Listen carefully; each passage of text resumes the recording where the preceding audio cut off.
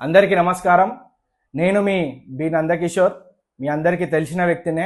NS Ibrahimpatnam నియోజకవర్గం అధ్యక్షుని, Congress party నాయకుడిని. మొన్న మాజీ ఎమ్మెల్యే మంచిరెడ్డి కిషన్ రెడ్డి అనే వ్యక్తి ఎవరైతే ఉన్నారో వాళ్ళ అబ్బాయి బంటి జబ్బాలు జరుచుకొని ఏదో నోటికి వచ్చినట్టు ఇష్టం వచ్చినట్టు నాలుగుందని చెప్పేసి నోరు వాడేసుకుంటా, వయసుకి అనుభవం లేకున్నా సరే ఒక 2 సార్లు ఎంతో పెద్ద నియోజకవర్గానికి ఎమ్మెల్యేగా చేసిన మా అన్న మల్రెడ్డి రంగారెడ్డి గారి మీద అనుచిత వాక్యాలు చేసి ఏదో నోటికి అడ్డు అదుపు లేకుండా ఇష్టం ఉన్నట్టు మాట్లాడితే ఎవరు చూసుకుంటూ ఊరుకుంటలే.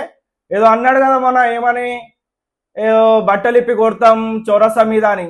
బట్టలిప్పి చౌరసా మీద కొట్టింది ఎవరినో గతం మర్చిపోవద్దు.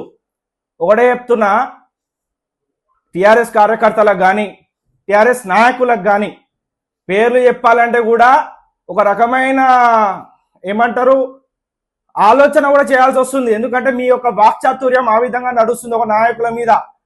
అర్థమైందా? అరే నాయన ఒకటి చెప్తా, అదే మల్రెడ్డి రంగారెడ్డి అన్న ఎమ్మెల్యే ఉన్నప్పుడు 5 పెద్ద పెద్ద నియోజకవర్గం, అది మలక్పేట్ నియోజకవర్గం ఎమ్మెల్యే ఉన్నప్పుడు నాకు తెలిసి నువ్వు దాగులు కూడా వేసుకొని తిరుగుతుంది.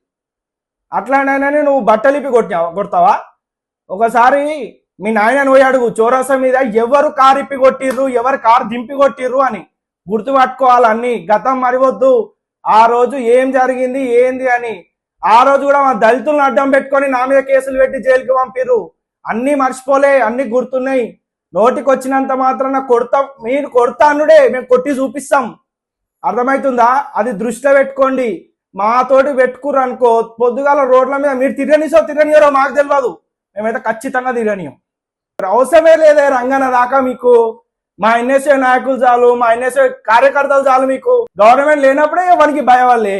ఈరోజు గవర్నమెంట్ మాది, అధికారం మాది, మినిస్టర్లు మారు, సీఎం మాది, అన్ని మేమున్నాం. ఈరోజు డిపార్ట్మెంట్ మాది. అన్ని ఉండంకను కూడా మేము ఏం చేయలేకపోతున్నాం అంటే అది మా చేతగానితనం కాదు, మా మంచితనం.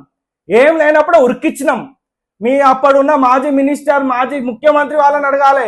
ఇబ్రహీంపట్నం రానికి ఎంత ఆలోచన చేసి, ఎంత పగడబంది పెట్టి నన్ను ఎన్నిసార్లు లోపలికి పంపించి మీ వాళ్ళు లీడర్లు వచ్చిపోయారు. పెద్ద మనిషి అవతల ఉన్న వ్యక్తి ఎంత వయసు, నా వయసు ఎంత, ఏం మాట్లాడుతున్నాం, ఏంది లెక్క అని మాట్లాడితే దాని తగ్గట్టు రాజకీయం మాత్రమే ఉండాలి. సరే 13-14 మంది వార్డు మెంబర్లను గెలుచుకున్నావు. ఒక్కని కూడా నీ జోబులకి పైసా పెట్టకుండా, మేం పైసా పెట్టాం మీరు పైసలు పెట్టొద్దు, నిలబడి గెలుద్దాం. ఎవరికి జనాలందరూ కలిసి పట్టాభిషేకం చేస్తారో తెలుస్తుంది. ఎవరైతే వైస్ చైర్మన్ చేసిండో నీ యొక్క పార్టీలు ఉన్నప్పుడు ఆయననే వచ్చి చెప్పిండు బహిరంగంగా నన్ను కిడ్నాప్ చేసిరని. అంత లుచ్చ రాజకీయం మీరు చేసుకుంటా ఈరోజు మా మీద అంటుర్రు. మీరు కొంచెం నోరు అదుపులో పెట్టుకొని మాట్లాడు. ఎవరైనా సరే ఒకటే చెప్తున్నా,